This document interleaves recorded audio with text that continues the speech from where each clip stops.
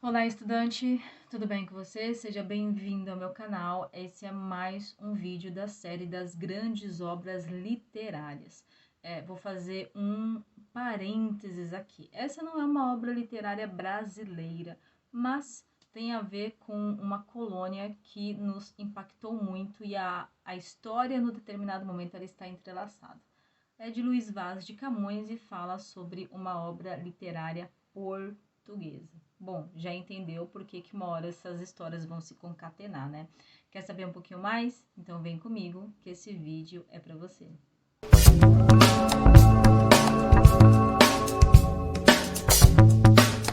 Bom, vamos lá então. Esta é uma obra titulada Os Lusíadas, isto aí, de Luís Vaz de Camões, o grande poeta português.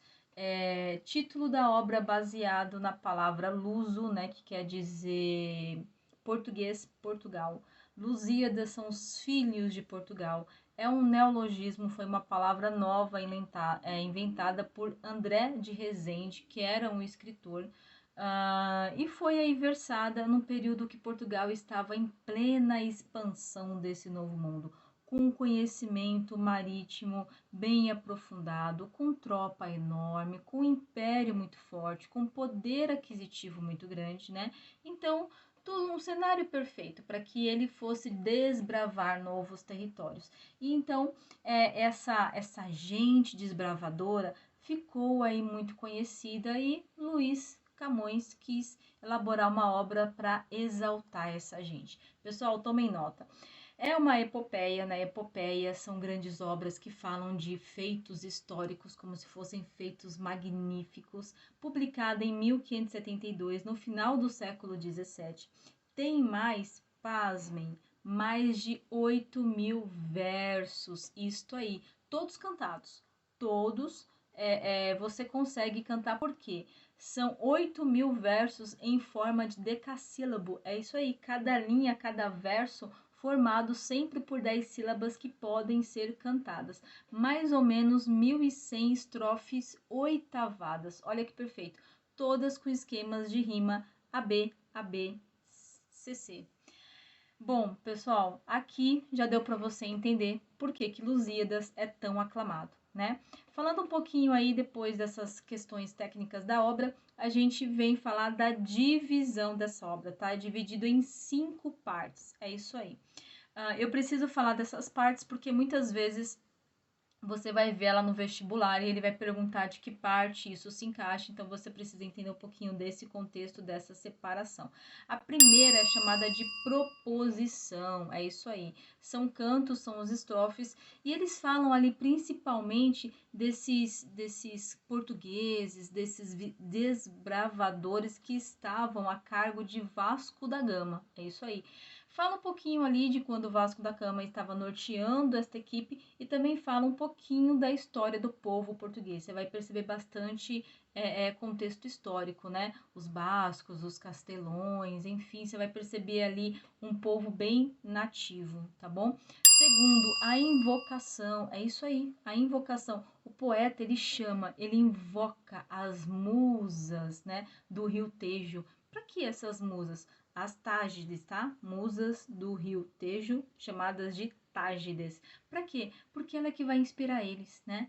Ela que vai inspirar ele. Ela vai inspirar o Luís Vaz de Camões a compor essa magnífica obra, né? Lembre que as musas, as mulheres, as deusas, eram elas que muito tempo inspiraram os artistas, ok? Terceira parte, que é a dedicatória. Pessoal, a dedicatória ele fez a quem? Bom, o poema ele é dedicado ao rei Dom Sebastião. Eu até já falei aqui em alguma outra obra que o rei Dom Sebastião ele foi um exímio administrador, tá? Administrador público, um ótimo imperador. Na questão do aumentar território, aumentar riqueza, uma grande proximidade com a Igreja Católica, com a fé cristã. Então, poxa, a igreja idolatrava ele, a igreja ajudava a que ele tivesse uma boa visão perante a sociedade. Dom Sebastião foi muito bem quisto, tá? Ele, além de ser um bom gestor público, ele tinha um ótimo relacionamento interpessoal. Ele sabia ali gerir aquelas relações profissionais e cheias de interesse que ele precisava, ok? Então essa daí é a dedicatória, dedicada ao rei Dom Sebastião. A próxima é a narração. Aí sim, é quando ele conta detalhe por detalhe das viagens de Vasco da Gama, as glórias, né, históricas desse povo português. Quando você vai ver ali bastante poemas que vêm com o intuito de exaltar essa bravura dessa gente, chegando em novos territórios, esse exército desbravador, essa inteligência de desbravar, essa coragem de chegar em novos locais, ok? Isso daí é a quarta parte, que é chamada de narração. E a quinta e última é o epílogo. Sim, o epílogo. Aí ele faz mas um grande lamento. Ele reclama o fato de que, né, da sua voz rouca não ser ouvida com mais atenção. Olha só, que lamento, né? Que drama. Ele fala que toda essa obra, toda essa gente que merecia muito mais atenção, muito mais espaço, muito mais idolatração, foi se perdendo, não se deu a atenção devida. Bom, não temos aqui o que discutir, ele realmente era um grande admirador, né? Ali foi um grande dramalhão que ele fez no epílogo, ok? Porque, como eu falei, Portugal passava pela sua grandiosidade de desbravar e de dominar nações, novas nações, e ela também tinha uma forte influência na Europa, tá? Era líder das grandes navegações.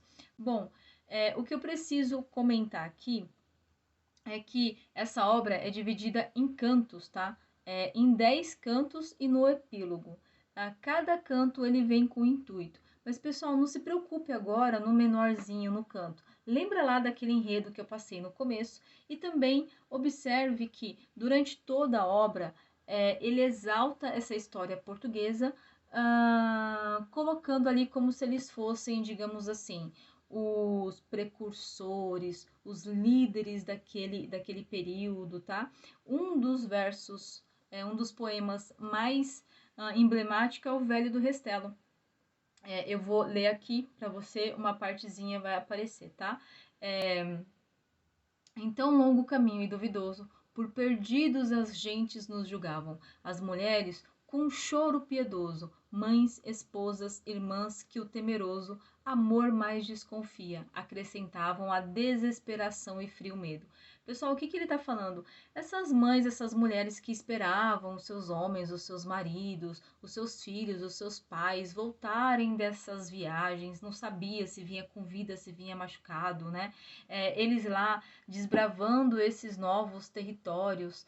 Uma obra muito famosa que está dentro desse poema é o Mar Português. É o poema Mar Português. Vou te dizer um trecho aqui. Ó mar salgado, quanto do teu sal são lágrimas de Portugal. Por te cruzarmos, quantas mães choraram, quantos filhos em vão rezaram, quantas noivas ficaram por casar, para que fosses nosso, ó mar. Valeu a pena? Tudo vale a pena se a alma não é pequena.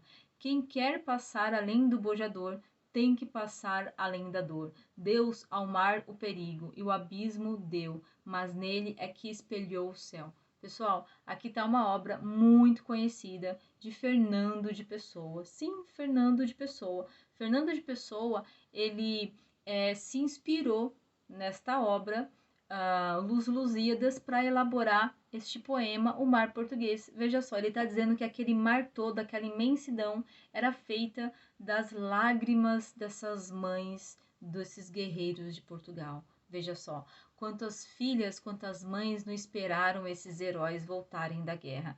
Perceba que é uma aclamação, é como se fosse uma exaltação, uma idolatração desse povo, tá? Aqui se mistura bastante contexto histórico com poesia, porque em todo momento, como eu falei, né, são mais de 8.000 versos decassílabos, mais de 1.100 oitavadas, todos cantos líricos, então você percebe uma grandiosidade da obra como arte, ok? Mas também ela é recheada, ela é embasada em contexto histórico. Óbvio que um momento ou outro você vai encontrar bastante ali ponto fictício, mas o fundo mesmo, depois que você tira a cortina rosa dessa história, ela nos mostra muito de contexto histórico, ela nos mostra muito de fato histórico, que você pode utilizar para sua redação, além, né, fala das questões objetivas, mas quando se fala de redação, para um embasamento de redação, você pode falar do período que Portugal aumentou muito o seu PIB, aumentou muito o seu poder aquisitivo, enquanto ia desbravando outras nações. Você pode falar de um paradoxo também, o quanto que eles aumentava a sua riqueza às custas de exploração de outras nações, o quanto que isso para eles era visto como algo normal, algo natural, afinal de contas eles eram os mais desenvolvidos, os mais civilizados, então eles tinham que levar toda essa modernidade para outros locais, né?